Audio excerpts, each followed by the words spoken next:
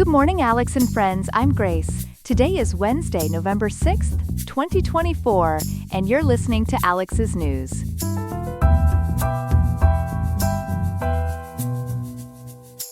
The high in Riverside today will reach 70.2 degrees, with a low of 59.1, making for a pleasant autumn day.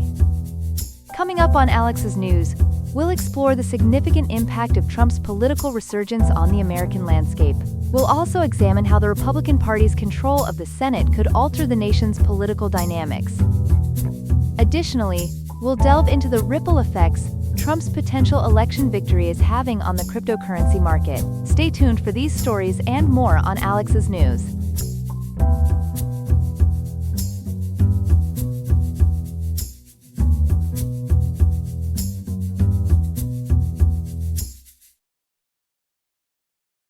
We begin our coverage this morning with the breaking news of Donald Trump's election as the 47th President of the United States. For more on this stunning development, we turn to our political correspondent, Ethan. Ethan, walk us through how this historic comeback unfolded. Thank you, Grace. Donald Trump has indeed secured a remarkable victory, marking an extraordinary return to power for the former president. According to reporting from PBS NewsHour and the Associated Press, Trump clinched crucial wins in battleground states such as Georgia, North Carolina, Pennsylvania, and Wisconsin, which were pivotal in reaching the 270 electoral votes needed to claim the presidency. That's quite a turnaround from 2020. How did Trump manage to flip these key states? Well, Grace, the Trump campaign strategy seems to have paid off, particularly in targeting Black and Latino voters. A PVoteCast data shows a slight decrease in support for Vice President Kamala Harris among these groups compared to Joe Biden's performance in 2020. Additionally, Fortune reports that Trump's victories in swing states were decisive, with wins of 50.9% in Georgia, 50.8% in North Carolina, and 51% in Pennsylvania. Interesting. What about the other battleground states? Are there any still hanging in the balance? As of now, Arizona, Michigan, and Nevada remain too close to call, but Trump is leading in all three, according to Fortune. It's worth noting that Trump also secured wins in Florida, Texas, South Carolina, and Indiana, while Harris claimed victories in Virginia, New York, New Mexico, California, New Hampshire, and even picked up an electoral college vote in Nebraska. This election certainly has some historical significance. Can you elaborate on that, Ethan? Absolutely, Grace. As Cal Matters points out, this election is historic in several ways. Trump now becomes the oldest president ever elected and the first defeated president in 132 years to win another term. Perhaps most notably, he's the first person convicted of a felony to take over the Oval Office. It's also worth mentioning that had Harris won, she would have made history as the first woman, first Black woman, and first person of South Asian descent to serve as president. Those are indeed significant milestones. Now, what can we expect in terms of policy changes with Trump returning to the White House? Well, Grace, according to Cal Matters, California officials, industry leaders, and activists have been preparing for this possibility. The state is gearing up for potential legal challenges against expected Trump policies. These could include a national abortion ban, revoking California's auto emissions regulations, ending protections for undocumented immigrants, undermining gun control laws, implementing voter ID requirements, and challenging civil rights for transgender youth. That sounds like it could lead to some significant conflicts between federal and state policies. Ethan, were there any concerns about the integrity of this election?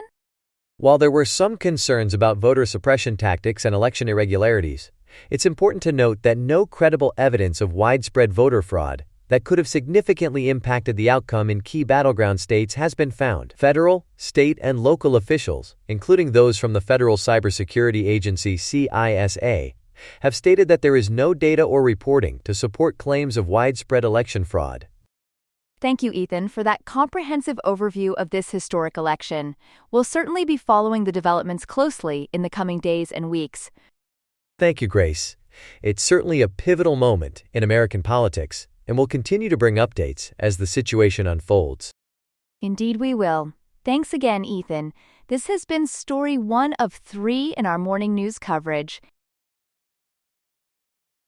We're continuing our coverage of the 2024 election results. Joining us now is our political correspondent Chloe to discuss the Republicans' takeover of the Senate. Chloe, what can you tell us about this significant shift in power? Grace, it's indeed a major change in Washington. According to reports from the Associated Press, BBC News, and PBS NewsHour, Republicans have secured at least 51 seats in the Senate, giving them an outright majority in the 100-seat chamber. This marks the first time in 4 years that Republicans have controlled the Senate. That's quite a turnaround. Can you walk us through some of the key victories that led to this Republican takeover? Certainly, Grace, there were several crucial wins for the Republicans. In West Virginia, Republican Governor Jim Justice won the seat vacated by retiring independent Senator Joe Manchin. Ohio saw a particularly intense race, with Trump-backed Republican Bernie Moreno defeating incumbent Democratic Senator Sherrod Brown.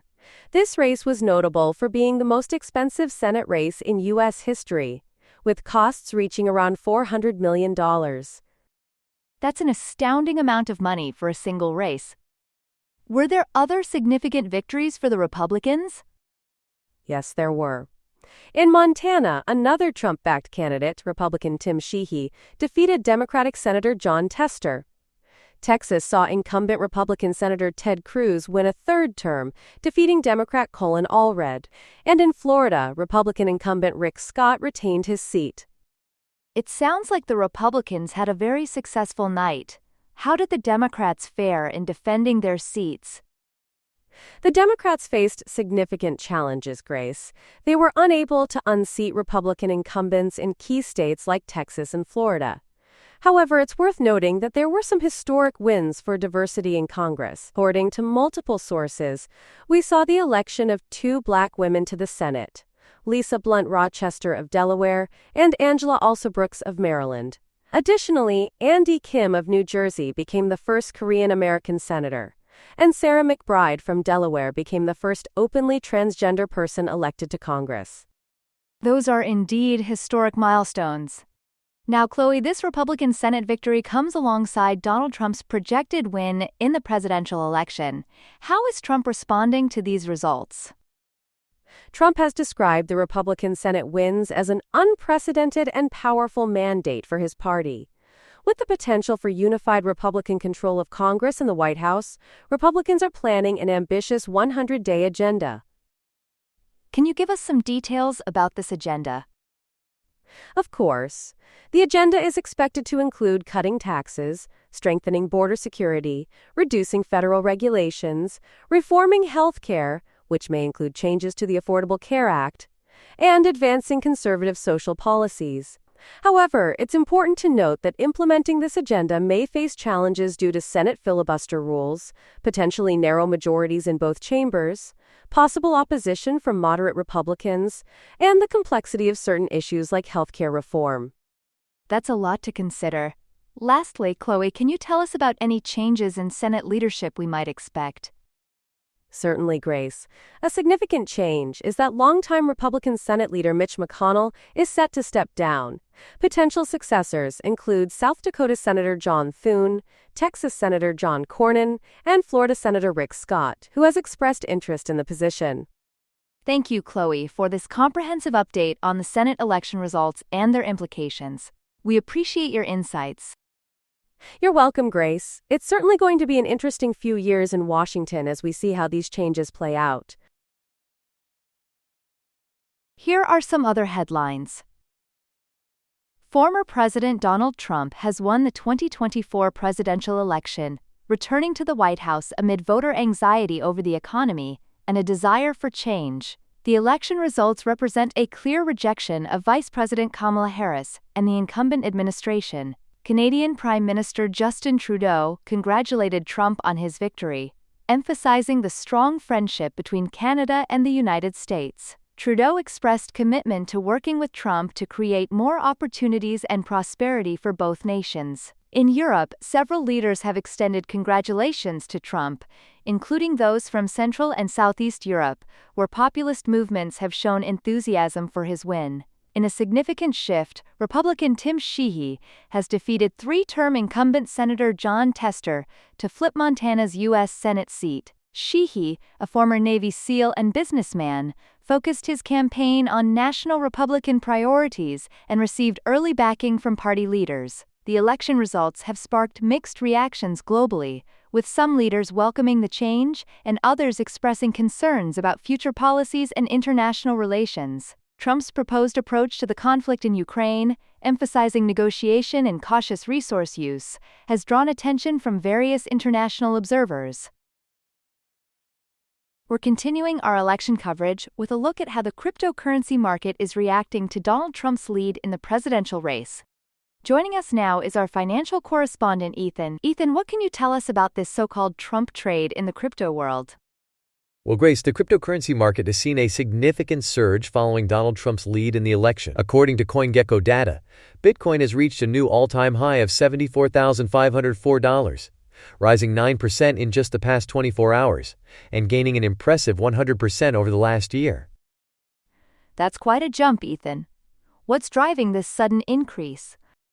There are a few factors at play here, Grace. First and foremost, it's Trump's perceived pro-crypto stance. During his 2024 campaign, he proposed several crypto-friendly policies that have excited investors. These include creating a government stockpile of Bitcoin as a strategic national asset and establishing a Bitcoin and Crypto Presidential Advisory Council. That's interesting, Ethan. How does this compare to Trump's stance on cryptocurrencies during his previous term? It's actually a significant shift, Grace. Back in 2019, Trump tweeted that he was not a fan of cryptocurrency, citing concerns about illegal activities. His administration also took some regulatory actions that weren't favorable to the industry. But now, he's promising to remove Gary Gensler, the current chair of the Securities and Exchange Commission, who's been leading the U.S. government's crackdown on the crypto industry. So what are analysts saying about this market reaction? Well, according to Russ Mould from A.J. Bell, Trump's support for cryptocurrencies has created a new narrative that could drive further price increases. Some analysts are even speculating that Bitcoin could soon break through the $100,000 mark. However, it's important to note that these are just speculations and not investment advice. And how is the election itself playing out, Ethan? According to reporting from Crypto Airdrop Army, as of now, Trump is leading Vice President Kamala Harris with 198 Electoral College votes to 99. This ongoing result is certainly contributing to the market's reaction. You mentioned earlier that there were a few factors driving this increase. What else is contributing to Bitcoin's surge? Great question, Grace. Another significant factor is the recent ETF boom. As ABC News has uncovered, in January, the SEC approved 10 Bitcoin ETFs. This allowed institutional investors like BlackRock and Fidelity to invest in Bitcoin-backed ETFs. As a result, over $20 billion has flowed into Bitcoin, driving demand and setting new price records. That's fascinating, Ethan. Any final thoughts on this Trump trade phenomenon? Yes, Grace. While the market is certainly reacting positively to Trump's potential presidency, it's crucial for investors to remember that cryptocurrencies are still a high-risk investment. The views expressed in these reports don't constitute investment advice, and investors should always conduct their own research before making any financial decisions. Thank you, Ethan, for that comprehensive look at the cryptocurrency market's reaction to the ongoing election results. We appreciate your insights.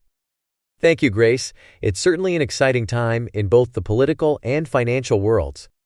Indeed it is. And that concludes our third and final story for this segment.